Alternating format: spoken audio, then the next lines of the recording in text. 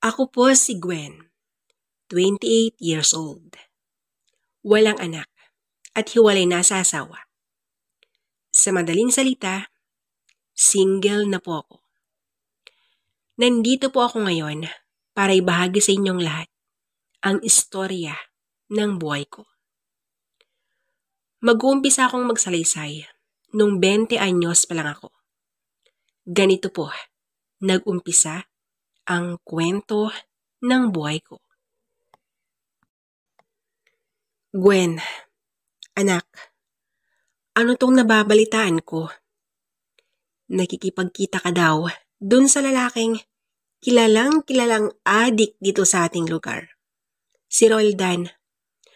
Alam na alam mo na ang pagkatao ng lalaking yun. Bakit ka lumalapit doon? Ibig bang sabihin, ang paglapit mo ay boyfriend mo ng adik na yun? Ang galit na sabi ng aking inay. Nay, huwag po kayong magsalita ng ganyan. Oo, sabihin na lang natin na totoo yung mga naririnig ninyo tungkol sa pagkatao ni Roldan. Pero Nay, lahat po ng tao nagbabago. Huwag naman sana ninyong husgahan yung pagkatao niya. Hayaan nating magbago yung tao dahil mabait naman po siya eh. Pangunawa po ang kailangan niya, hindi po panlalait at panghuhusga ang sagot ko. Gwen, nakakagulat ka naman. Ngayon ka lang ganyan. Ano bang ibig sabihin yan? Yang pagtatanggol mo sa lalaking yan, boyfriend mo na ba? Ang turan ni inay. Pasensya na po kayo, Nay. Opo. BF ko na po si Roldan. At ang napag-usapan namin, magpapakasal na po sa lalong madaling panahon, ang wika ko. Alam mo, Gwen, hindi ko alam kung ano ang sasabihin ko sa'yo. Bulag ka ba? Hindi mo ba nakikita ang lalaking gusto mong pakasalan? Gusto mo bang maging miserable ang buhay mo? Gumising ka nga, Gwen. Total, hindi pa huli ang lahat. Umiwas ka na. Umalis ka na dito sa lugar natin. Doon ka muna sa mga kamag-anak natin. Sundin mo ang sinasabi ko, ang sabi ni inay. Nay, hindi pwede yung sinasabi niyo. Kasi may nangyari na po sa amin ni Roldan. At kailangang panagutan niya ako, Nay. Siya yung nakauna sa akin. Pasensya na po kayo kung hindi ko kayo susundin. Yung pagkatao ko na po kasi ang nakasalalay dito eh. Ayaw kong pagtawanan nila ako. Ayaw ko po, Nay. Ang sagot ko. Gwen, paano mo nagawa to? Hindi man lang sumagi sa isip kong ganito ka. Mahinhin ka at mabait. Tapos ngayon, ganyan lang pala ang gagawin mo sa buhay mo? Bahala ka. Dahil yan ang gusto mo at dahil dyan ka masaya, sige, mag-empake ka na. Hindi ko kailangan ng isang tulad mo. Lumayas ka na, Gwen. Tapos na ang usapan natin. Kalimutan mo na kami at kalimutan ka na rin namin. Ang galit na sabi ng aking inay. Nung mga sandaling yun, galit na galit ang aking ina. Gusto ko pa sanang subukan ang magmakaawa, pero wala na. Buo na ang pasya niya. Umiiyak akong nagtungo sa kwarto ko at agad kong inayos ang mga gamit ko. Umalis nga ako sa bahay namin at pumunta ako sa bahay nila Roldan. Oh, Gwen, saan ka pupunta? At bakit may mga bag ka? Ang tanong ni Roldan. Pinalayas na ako sa bahay. Nalaman kasi nila yung tungkol sa atin. At ang gusto nila, makipaghiwalay na ako sa iyo. Roldan, pwede bang dito muna ako? Ang sagot ko. Gwen, okay ka lang? Hindi mo ba nakikita? yung kalagayan namin ngayon? Para na kaming sardinas dito. Alam mong marami kami at kulang tong bahay para sa amin. Tapos, gusto mo pang tumira dito? Bumalik ka na sa bahay nyo. Pakiusapan mo ang mga magulang mo. Ipaintindi mo sa kanila ang sitwasyon natin. Siguro naman maintindihan nila ang sambit niya. Ano? Roldan? Hindi mo man lang ako kayang tanggapin? Alam mo naman na wala akong ibang mapupuntahan. Akala ko ba naman kaya mong ipaglaban ang ating relasyon? Bakit ngayon? Parang gusto mo nang tuldukan. Porket nakuha mo na ang gusto mo sa akin. Ganyan na lang ba? Ang mangiyak-ngiyak na sabi ko. Gwen, hindi naman sa ganun. Gusto ko lang naman na intindihin mo rin yung kalagayan namin. O siya, sige. Para hindi ka na magtampo. Doon na lang tayo sa bayan tumira. Para wala ka nang masabi pa. At para huwag mong iisipin na hindi kita mahal. At baka nga iniisip mong katawan mo lang ang gusto ko. Mahal kita, Gwen. Samahan mo muna ako. Kukunin ko lang yung mga gamit ko. Ang wika niya. Tinulungan ko na nga siyang mag-empake. Pagkatapos naming inayos yung mga gamit niya, agad na kaming pumunta sa bayan. Naghanap kami ng boarding house at sa awa ng Diyos, nakahanap naman kami. At nung naging mayos na ang pag-uusap namin sa landlady, nag-usap naman kami ng maayos ni Roldan. Love, ngayon na magkasama na tayo. Maghahanap na ako ng trabaho. Para naman, kahit papano, may tulong naman ako sa iyo. Ayaw ko kasing maging pabigat, lalo na ngayon. Alam kong hindi ka pa handa sa ganito, ang wika ko. Maganda yung plano mo. Malapit lang yung bahay inuman ng kaibigan ko. Sasamahan kita doon. Doon ka muna. Kailangan nila ng waitress para makapag-umpisa ka na agad, ang sagot ni Roldan. Nung narinig ko ang sinabi ni Roldan, gusto kong tumutol. Gusto kong sabihin na ayaw ko sa ganon na trabaho. Pero sa sitwasyon namin, hindi na ako pwedeng mag-inarte pa. Pumunta nga kami sa bahay inuman na sinasabi ng ka-live-in ko. Nung araw ding yon, agad na akong nagtrabaho. Nakakapanibago. Dahil mahingay at talagang maraming mga kalalakihang nagiinuman. Hindi ako sanay sa ganon. At talagang hirap na hirap ako sa unang araw. Pero nung mga sumunod na araw na, nasanay na rin ako. Buong puso ko nang tinanggap ang trabaho na yon. Na kahit nung unang beses ko pa lang ay gusto ko nang sumuko. Iniisip ko na lang noon na yung trabahong yun, malaki ang may tutulong niya sa amin. Kaya nag-enjoy at sumabay na ako sa agos sa bahay inuman. May mga time na rin na pumapayag na akong makitable. Mas malaki daw ang kikitain pag ganon. Ngunit bago ko yun ginawa, nagpaalam muna ako kay Roldan. Pumayag naman siya. Dahil sa ginagawa kong ito, lumaki na nga ang kinikita ko. Naging kaibigan ko na rin lahat ng mga kasamahan ko. Kabilang na dito ang kaibigan ni Roldan na si Mel. Naging maayos nga ang trabaho ko noon.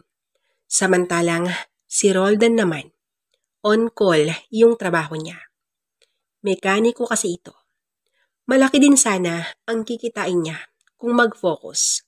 Kaya lang, hindi Pa-easy-easy lang siya. Alam niya kasing malaki ang kita ko. Kaya halos ako na ang bubuhay sa kanya. Wala naman akong reklamo kung ganun siya. Mahal na mahal ko pa noon. Nakaipon na nga ako at dito ko na sinabi kay Roldan ang aming pagpapakasal. Ngumiti lang siya nung sinabi ko yan. At ang sabi niya, Kung ano daw ang gusto ko, yun daw ang masusunod. Inayos nga namin ang aming pagpapakasal. Hindi na namin pinaalam sa aming mga magulang. Total, nasa hustong gulang na kami.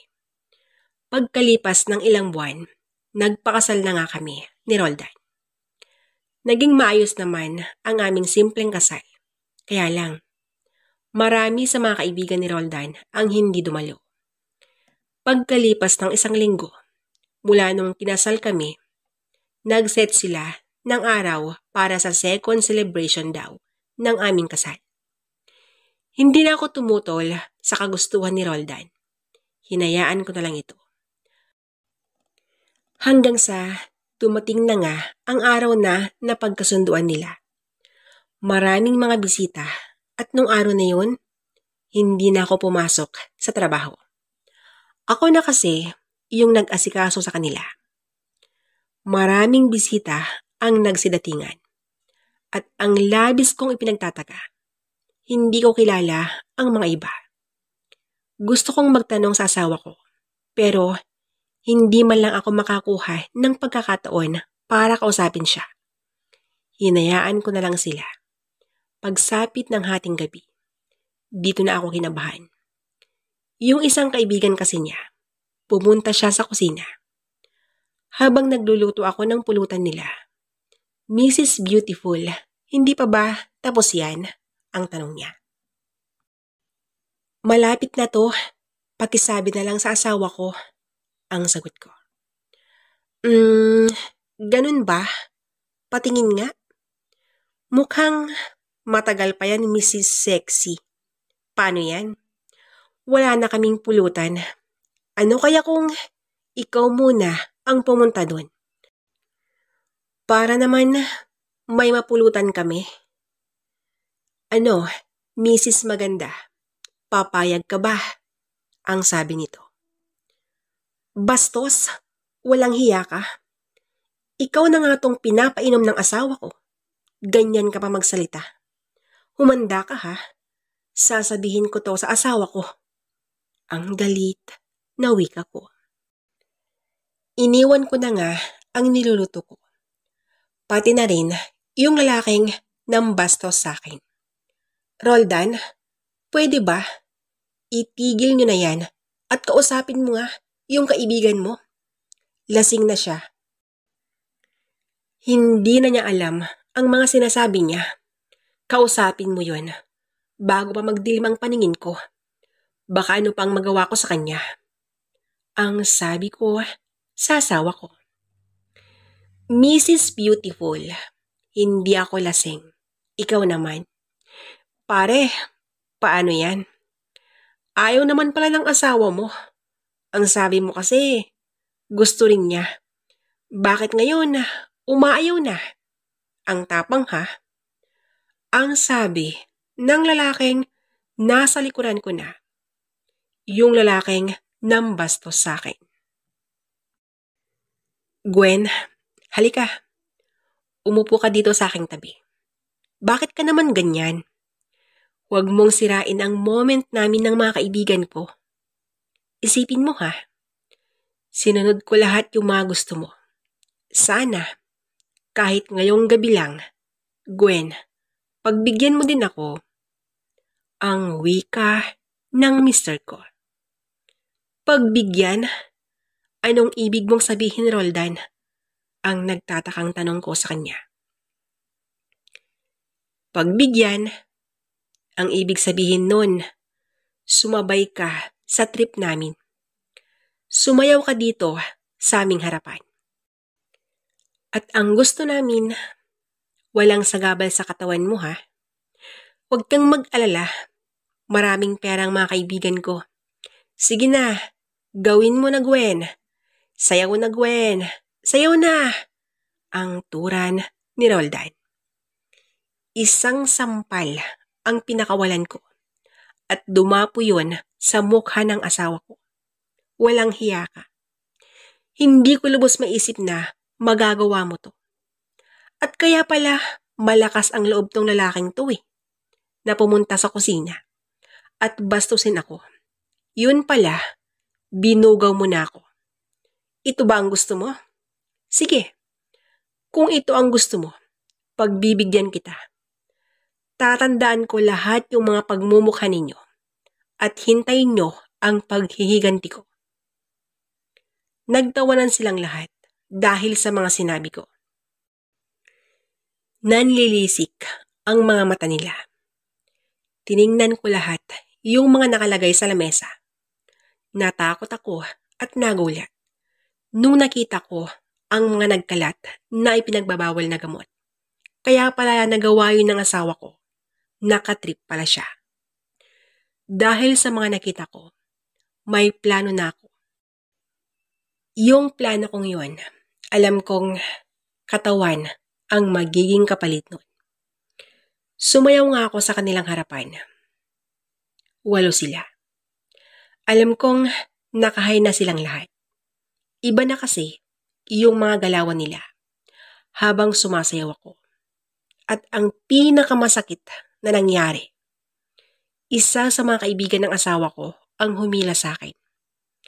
Doon mismo sa sofa. Para silang nag-aagawan para ang kinin ako. Tuwang-tuwang asawa ko habang salita ng 8 nitong kaibigan. Sige lang, mag-enjoy lang tayo. Magsawa kayo. Ang sigaw nito. Galit ang nararamdaman ko noon habang salitan ang 8. Ang sabi ko sa aking sarili, hindi ko nahahayaan na may mabiktima sila. At bago sumikat ang haring araw, dapat nasa kulungan na ang mga walang hiya. Hinayaan kong gawin nilang lahat. Pagkatapos noon, nakatulog ang 8. Pati na rin ang asawa ko. Napagod silang lahat. Yung asawa ko naman, nakatulog na. Dahil sa sobrang kalasingan. Pagod man ang katawan ko, halos hindi na ako makagalaw. Pinilit ko pa rin ang bumangon at agad na humingi ng saklolo sa istasyon ng pulisyang malapit lang doon. Sinabi kong nirape nila ako at ang mastermind yung mismong asawa ko. Agad na nadakip yung mga humali sa akin at kabilang na dyan ang asawa ko. Humihingi sila ng tawad dahil sa mga ginawa nila. Sarado na ang puso at isip ko para sa pagpapatawad. Ilang beses din na dininig ang aming kaso. Sa katunayan, balak pa nila akong suhulan para hindi ko na ituloy ang kaso. Pero ang sabi ko sa kanila, hindi mababayaran ng kahit ilang milyon ang dignidad ko. Natalo sila sa kaso. At dahil rape ang kaso nila, habang buhay na pagkakakulong ang hatol sa kanila. Yung nangyari sa akin, kumalat yun sa aming lugar. At ang hindi ko inaasahan, pupunta ang aking ina sa dating boarding house namin. Anak, sorry, kasalanan ko to. Kung tinanggap ko na sana lahat-lahat nun, hindi sana ganitong nangyari sa'yo. Patawarin mo ako, anak. Ang umiiyak na sabi ng aking ina. Nay, ano ka ba? Wala kang kasalanan. Kasalanan ko po ang lahat. Kung hindi sana matigas ang ulo ko noon, edi sana hindi na umabot sa ganito. Inuulit ko po, Nay, wala kang kasalanan. Ang umiiyak na sagot ko. Pagkatapos ang iyakan na yon, umuwi na kami sa aming lugar. Kaya lang, ang sabi ng isa sa mga kamag-anak namin, hindi ako makakalimot kung nandun na ako. Kaya, tinulungan nila akong makapunta sa ibang bansa. Sa ngayon, nandito pa rin ako sa bansang Israel. Unti-unti ko nang nakalimutan ang nangyari sa akin noon. Para mas madali para sa akin at para hindi na ako masaktan pa. Tinanggap ko na yon na talagang yun na siguro ang kapalaran ko. Ang mahalaga ngayon, tanggap na ako ng mga magulang ko at pinatawad nila ako. Dito ko na po winawakasan ang istorya ng buhay ko.